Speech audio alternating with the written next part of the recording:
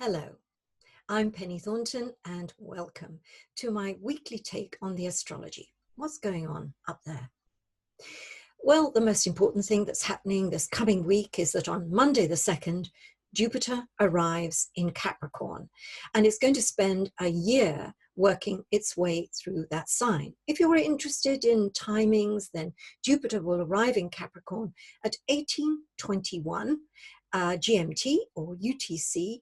And of course, you could, if you're a real astrology buff, set up a chart for that moment wherever you are and see what things you can find in that chart to inform you about what the year ahead may be to offer you. Certainly for Capricorns in general, to have Jupiter in your sign is a good thing. It doesn't mean every day is perfect, by no means.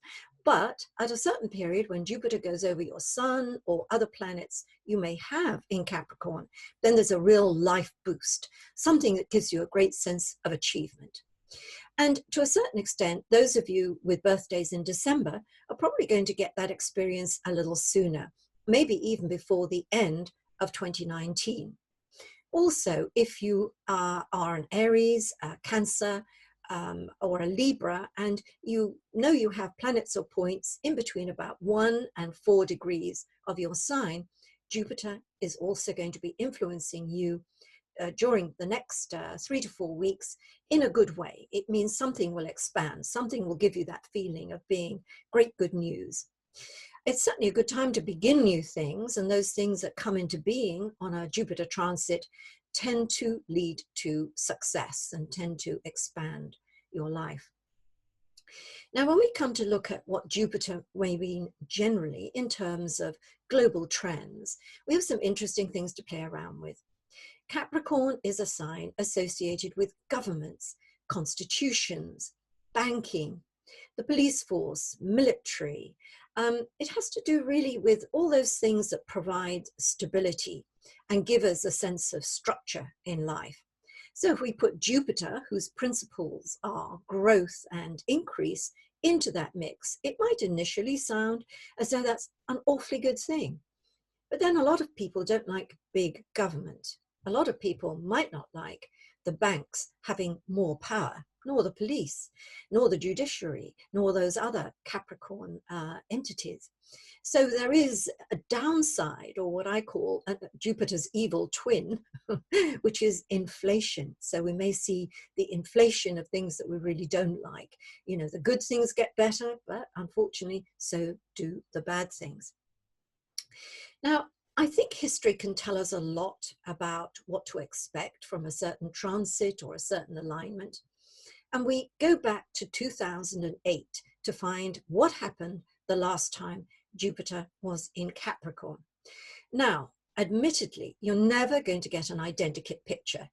First and foremost, because times have moved on, life moves on, but also the other planets that are in the mix, the slower moving planets, that's Saturn, Uranus, Neptune, and Pluto, are all in different places. So the kind of mix of these rather slower outer planetary movements, which form the big shapings of our times, they will be different. But there's still going to be a thread, an echo of something that was there in 2008. Now, of course, you personally can look back on that year, not right now, but perhaps when I've finished talking, you can go and dip into your memory box or go back through your diaries or whatever and have a look at what made 2008 a particularly special year. And you may be able to fit it to this kind of Jupiter in Capricorn transit. Now, one of the things about 2008, if you have a short memory, was that the world economy went into deep recession. This was in the wake of all that crash after the subprime mortgage collapse. Then bit by bit, at a kind of domino effect, every world economy suffered, every national economy suffered, and we had a big global depression, really, recession, depression. But I think what's also significant is that we had 2 days in that period we had January the 21st, where the markets just crashed globally, and that was known as Black Monday. And there was another one on the 24th of October, which was known as Bloody Friday. So really and truly, both with very strong Jupiter influences that year. So I don't think we can look forward to 2020 being a year of great economic growth. I think quite the reverse. It's a kind of boom bust thing. And, you know, economies have grown to a certain extent, but we're also hearing a lot of noises coming out of the Bank of England and various other banking institutions that perhaps, you know, we're teetering on the edge of another recession. And I think really we need to put that much more into our thinking. But if I go back to 2008 again and see what some of the most interesting Jupiterian events were of that period, of course, I'm looking at the election of Barack Obama to the White House. And of course, we have a repeat of that in this coming year, 2020. So it's possible we may see another Democratic president in the White House. The other thing that was very important was that the Beijing Olympics were a stunning success for China. And also China launched its spacecraft, I think it's a Shenzhou, I'm not very good on these names. And one of those astronauts took the first walk for a Chinese person, a first spacewalk. So it was really a landmark year for China. And it promises that 2020 is going to be another very, very important year for this nation. The same really for Russia, because in 2008, Putin was given the premiership of Russia. He became prime minister, of course, and he's still prime minister, will be for life, I think.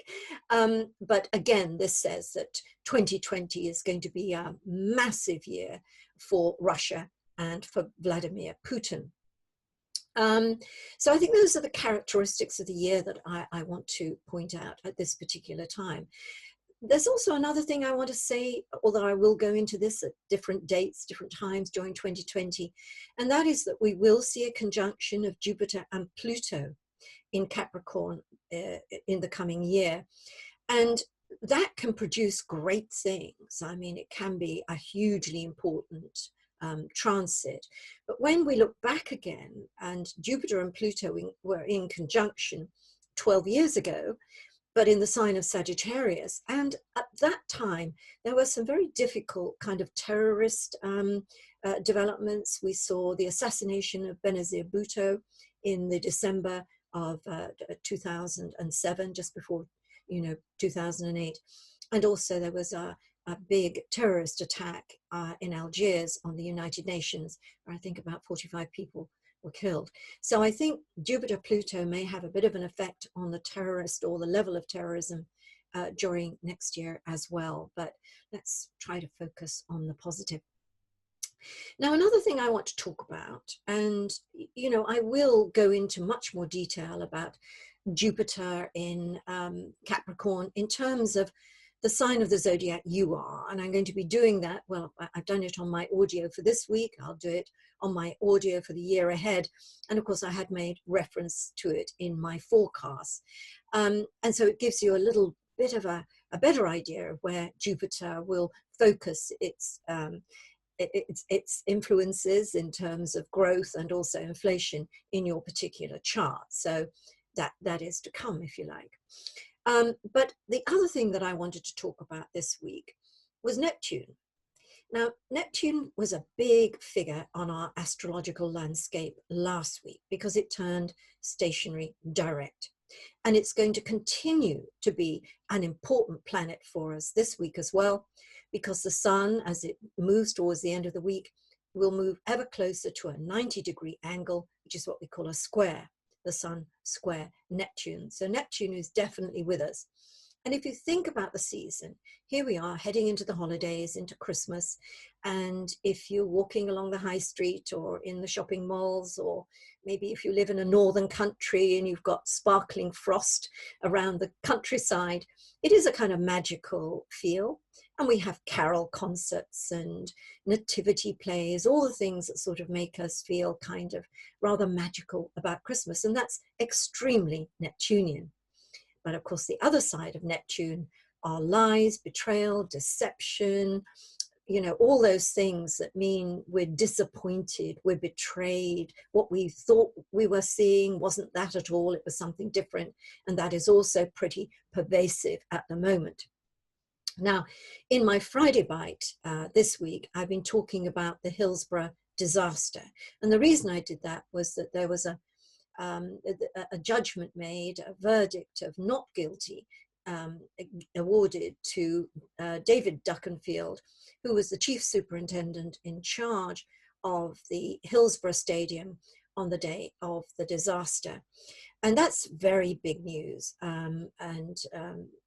One of the things that I think is characteristic with this, and I want to talk about it a little bit more, is that for 30 years, the families of the 96 people who lost their lives on that day, and the friends of those 95 lost ones, have fought tirelessly to find or to have justice for those deaths, and nobody has been held accountable.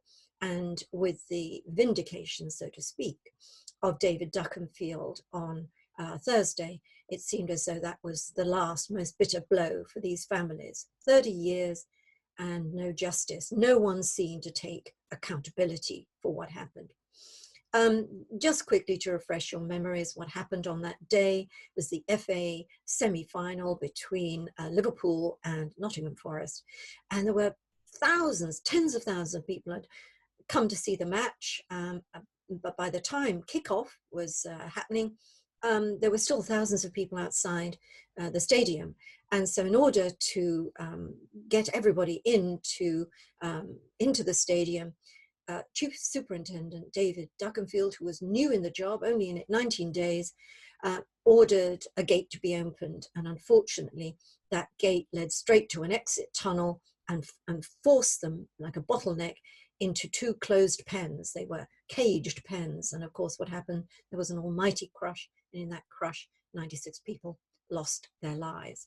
And initially, David Duckenfield denied he'd ever done that and blamed the fans for crashing through the barrier. In later days, he did. And incidentally, at the court hearing that we've just been through, he admitted responsibility for those 96 deaths by his action and apologized unreservedly for his part in that and to the friends and families.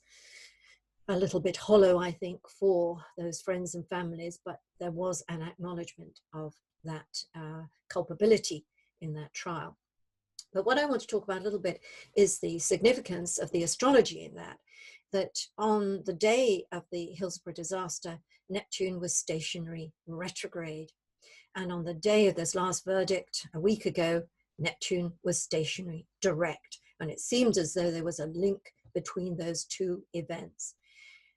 Almost like coming full circle, but we saw that even more strongly portrayed by Saturn's return to its original position. Saturn on the day of the Hillsborough disaster, 14 Capricorn, and as it returned to its original place in Capricorn, it seemed as though it had come full circle. That was as far as this terrible tragedy could go in terms of getting that kind of sense of justice.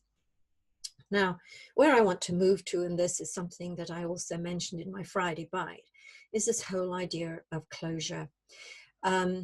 Closure is a very difficult thing. We think sometimes that we'll get closure when there's an apology, when someone is held accountable, when something happens that says, oh, now see what's happened. That's the fulfillment of that. And therefore, that's closure. But really and truly, it isn't. It takes time. It's something that we have to come to ourselves. And while I don't want to seem in any way kind of, I'm not unsympathetic, but the idea that really, because there has been nobody officially taking blame for what happened at Hillsborough, that for the families 30 years on, even if they can't experience closure I think what the astrology is saying, and what time in a sense is also saying, is, you know, it is time to move on, to find whatever there is in life else now, and gradually to move away. Yes, there's been terrible injustice, but it seems that it is impossible in terms of the law to get that. And maybe in our own individual lives, and we've all had injustices done. And I think particularly we've had terrible relationship breakups, and, you know, maybe somebody's left us or hurt us deeply, and we require something to allow us to move on. But even sometimes when we get an apology, it isn't enough to help us move on. And I think that's what I want to end with now. That we may not get the closure we always need, but there is life. And if we can move towards life, or maybe we have to look at moving towards the light, we're going to find it. And that ultimately is our closure. So have a good week. Let's end on that Jupiterian note of expansion and good fortune rather than anything else. And I look forward to seeing you on my video here, same time, same place next week. Bye for now.